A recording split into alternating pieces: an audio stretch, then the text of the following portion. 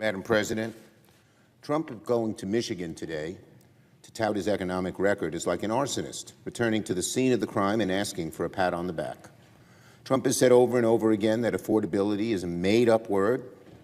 He has said Americans' skyrocketing costs are nothing but a hoax. Hey, Donald, ask any Michigander whether they think the higher costs that are crushing them are a hoax.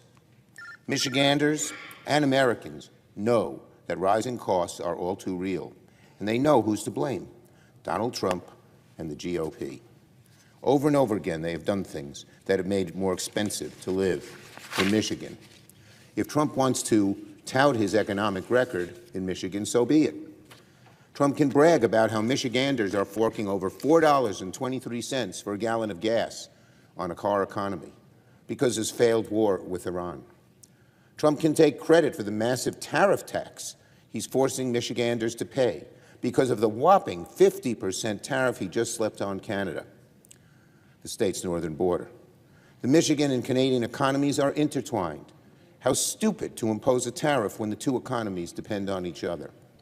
Or maybe Trump wants to boast to Michigan's factory workers about the 75,000 American manufacturing jobs he has lost in his second term. Everywhere you look, the Michigan economy is in shambles because of Donald Trump and his actions.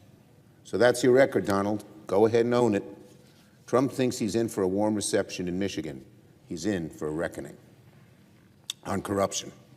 The only people who think America's getting more affordable are Donald Trump and his cronies as they cash in on unprecedented corruption. We see a new con come out of the Trump administration almost every day, but the scheme's always the same. Americans pay, Trump profits. Last week, I announced Senate Democrats' new effort to stop Trump from turning his presidency into his personal ATM. We released a report detailing how the Trump family has defrauded the American people to the tune of more than $4 billion in the past 18 months. We also saw Republicans vote against my legislation to prevent Trump from wasting further taxpayer dollars on upgrades for his $400 million luxury jet. Our work to expose and stop Trump's grift continues this week. In the coming days, I plan to announce new legislation, to clean up the swamp Trump promised to drain a decade ago. We're unmasking the people who are swindling the American people, holding their feet to the fire and advancing reforms to stop further corruption in the future.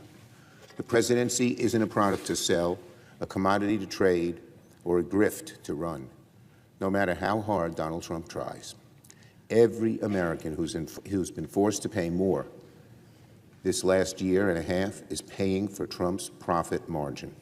We're done picking up his tab. On the SAVE Act, it's a new week in Washington, but one thing remains the same. The SAVE Act is dead on arrival in the Senate.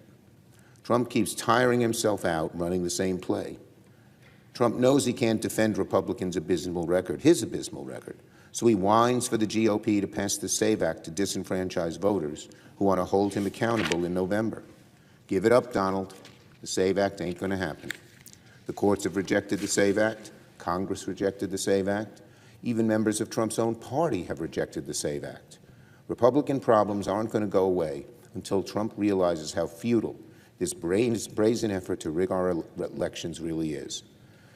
Instead, Trump has said publicly, quote, Republicans have to pass SAVE, otherwise we're going to have a shutdown in November. That's Trump. He keeps threatening a shutdown. Are Republicans listening? The president is threatening to shut down the government. It's not Democrats doing that.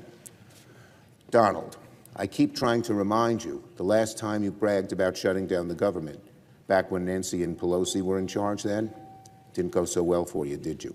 And it definitely won't now. Republicans can either drop this frivolous and vicious effort to pass the SAVE Act or watch Democrats stop it dead in its tracks. Yield the floor, note the absence of a quorum. Chuck Schumer took to the Senate floor with a message aimed directly at Donald Trump, arguing that the former president's economic claims simply do not match what many Americans are experiencing in their daily lives. Framing Trump's visit to Michigan as an attempt to celebrate an economic record that Democrats believe has left working families worse off, Schumer used one of his sharpest comparisons, saying it was like an arsonist returning to the scene of the crime and asking for a pat on the back. That line set the tone for everything that followed. Rather than focusing on personalities alone, Schumer tried to connect national political decisions to the everyday realities of rising prices, higher household expenses, and economic uncertainty.